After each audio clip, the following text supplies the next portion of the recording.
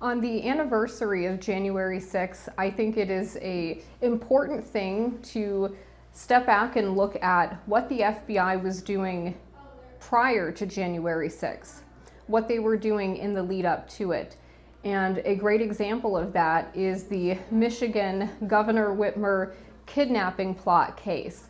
So I could spend 10 hours talking about that case, but to make a long story short, essentially the FBI spent the year prior to January 6th creating militia groups, infiltrating pre-existing militia groups, befriending a group of people, and bringing people together from across the country to try to manufacture and instigate a plot to kidnap a governor that wouldn't have existed without the FBI actively creating it.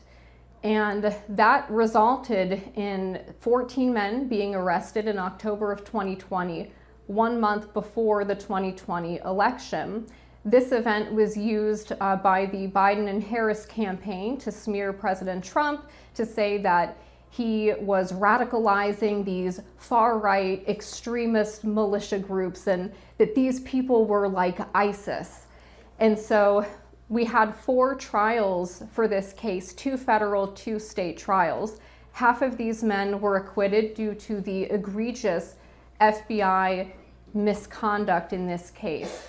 But we still have 5 men in prison right now. 2 of them are at Florence Supermax in solitary confinement-like conditions, and 3 of them are in state prisons in Michigan. They're all trying to appeal their wrongful convictions. The Sixth Circuit denied the federal appeal of Adam Fox and Barry Croft, who were framed as ringleaders of this. And so they have a writ of certiorari before the Supreme Court through Barry Croft's lawyer. Adam doesn't have a lawyer at all right now. That's something that is really needed. And the 3 state guys have their appeals going with the Michigan Court of Appeals, but these are processes that could last for years. And these men need to be pardoned. And it's important to understand that, again, prior to January 6th, why was the FBI creating militia groups, a national militia group, a 3%er group led by an informant who was a child sex offender, with other informants posing as heads of other state chapters? They had targets across 15 states, and they were trying to make it a multi-state plot where governors would be kidnapped at the same time or capitals would be stormed at the same time. And they framed these men as wanting to overthrow the country. The media covered the cases horrifically. They didn't do any real research into it. They simply acted as government stenographers and really convicted these men in the court of public opinion before they ever got to trial.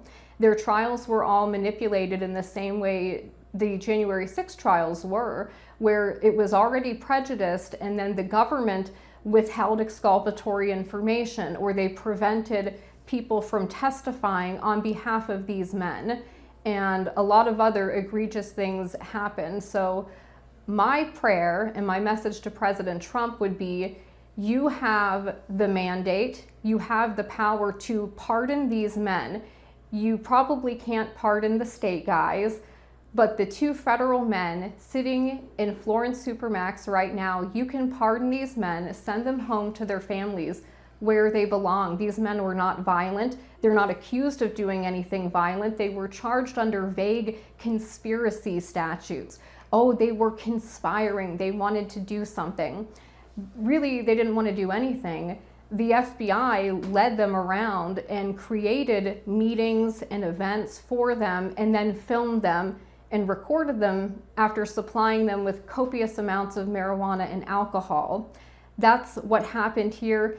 These men are innocent and they should be free. They should be home with their families. And this case should be remembered, and the story should be considered part of January 6th because that was the lead up to it. So on the anniversary of January 6th, it is so important that we don't forget those guys, that they aren't left behind, and that they are pardoned and sent home to be with their families.